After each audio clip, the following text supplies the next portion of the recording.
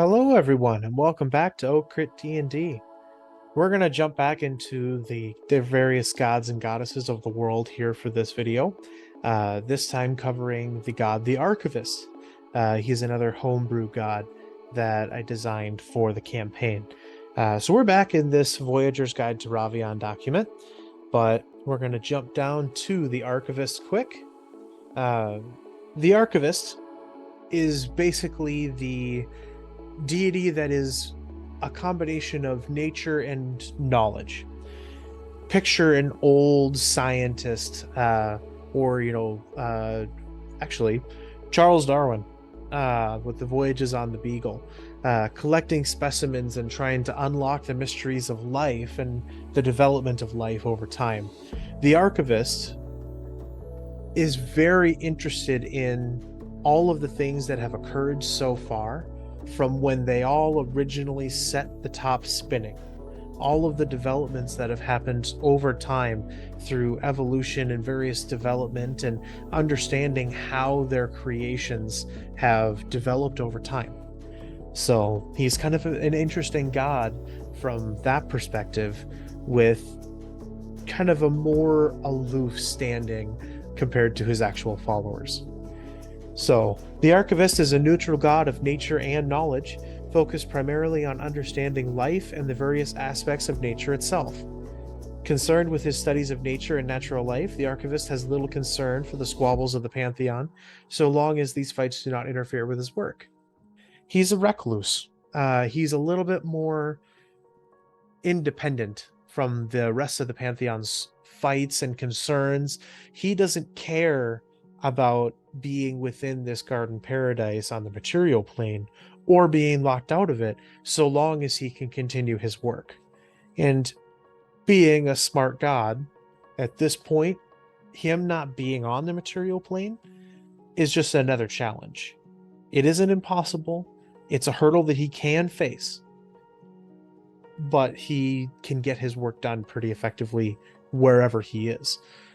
So, the Archivist works with scholars and stewards of nature to understand and cultivate life, as well as study it to learn as much as possible.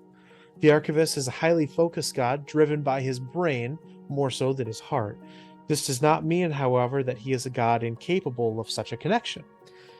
He tends to use his followers, as I was saying, in an attempt to learn as much as from the natural developments on the material plane as possible.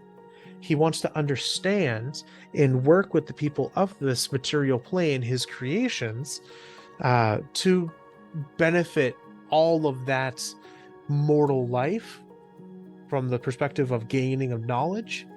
But then also they are effectively his field scientists that go and he sends off to gather more data, get more information, record their observations, and report back to him. That's kind of the way that he sees his followers a little bit more, valuable that way. They are all valuable as kind of a subject of his, but he is also extremely interested in what they can do to help him. So, connection with the Archivist is in many ways a connection to a vault of wealth and knowledge. At times, does have a cold, unfeeling nature that knowledge itself is almost too overpowering. It's kind of a cold, calculating form. However, this knowledge is often paired with a warm and comforting feeling of familiarity afforded by what you would otherwise call a personal study or laboratory. There is a very clear cerebral element to this god. It is apparent in everything that he does. He is, however, like I said, not incapable of connection. And he utilizes this connection as a means of furthering both his study and developing a meaningful relationship with the people that will help him. That allows them to actually get a little bit more done. The Archivist is a deity, as a deity, is relatively hands-off. He does have followers on the material plane. He usually just uses them to pursue knowledge, but otherwise they are able to do what they will. His whole point is to observe. His whole goal is to try to understand and puzzle things out. So there isn't a really good or bad way to please or anger this deity in terms of morality. When it comes to decisions, as long as you're helping him get more data and understand things, he is more willing to work with you, and that's what pleases him.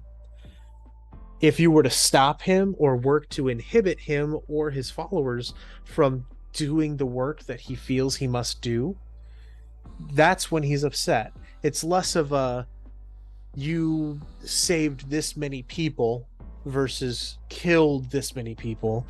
Those are just actions. Those are observations. Those are data. And he can take that into account kind of as a grand analysis of life.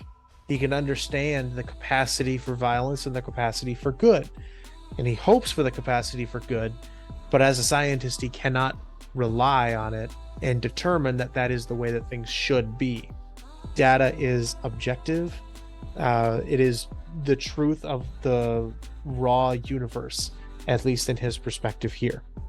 So, the tenets of the Archivist are few, but crucial to understanding the God as a feature of this universal structure.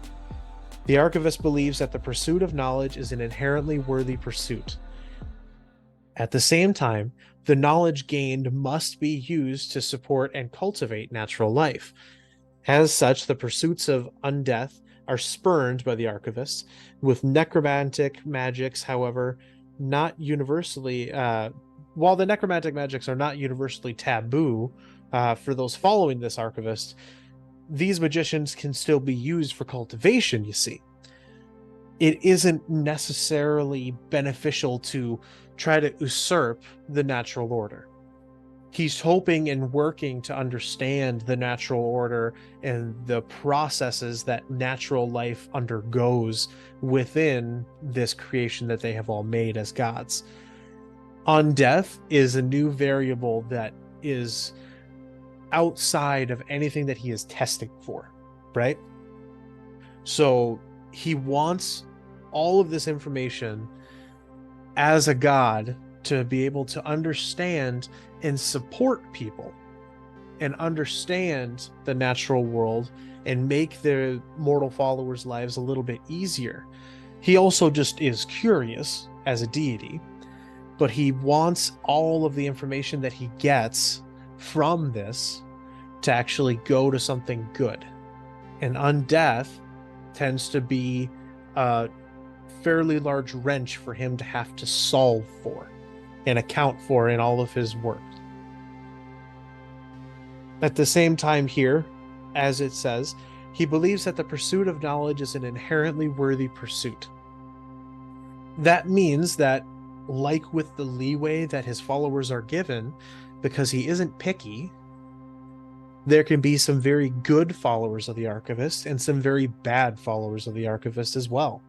There can be the very good followers who tend as stewards to nature, enrich people's lives, connect people to the natural world in a way that supports everybody, including the ecosystems around civilizations themselves.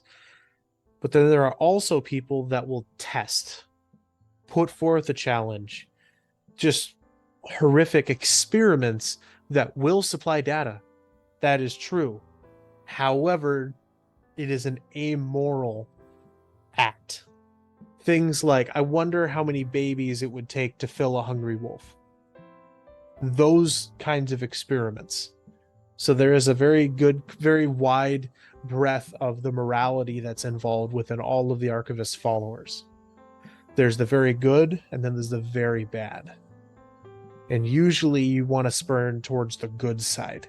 You want to lean towards the more moral alignment, as this god, being neutral, does tend towards that more moral alignment as a supporting and caring deity himself. So, that is the Archivist. We'll cover a few more of the gods as we go through. There are quite a few. Say if I scroll down the table of contents just a little bit here. There it is. There are plenty that we will get to. some that have the very clear lines between them, some that mirror each other quite a bit. So we'll get through to those in future videos.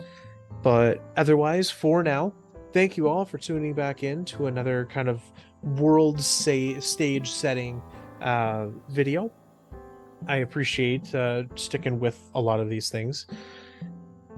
One of the things that I would like to mention, I do leave ciphers at the ends of many of these videos, both session ciphers and the world building ciphers, and each one is its own different thread. Should you be interested as a viewer, feel free, solve these ciphers. I'm going to continue to leave these puzzles in part for my players, but also in part just for fun otherwise. Let's see if you can solve the grand mystery that they're all leaning towards. We'll see if how many people can make the connection for how this plays into the world. So if you have thoughts, if you have theories or anything else like that, feel free to leave a comment. Give us the detail of what you think I'm going to be doing with this next. There is already a pre-prescribed plan, so I'm not making it up too much as I go along. Don't worry. But leave a comment, subscribe otherwise if you would like to be able to stay posted on when we put out new videos. And I guess hit the bell, because that's a thing now, where it'll notify you when we do post the videos this way as well. So thank you all once again for watching the video here. I wish you all the best. Remember, it doesn't take that much to make a difference, so be the difference that you want to see out in the real world here. Otherwise, again, thank you, and I'll see you all next time.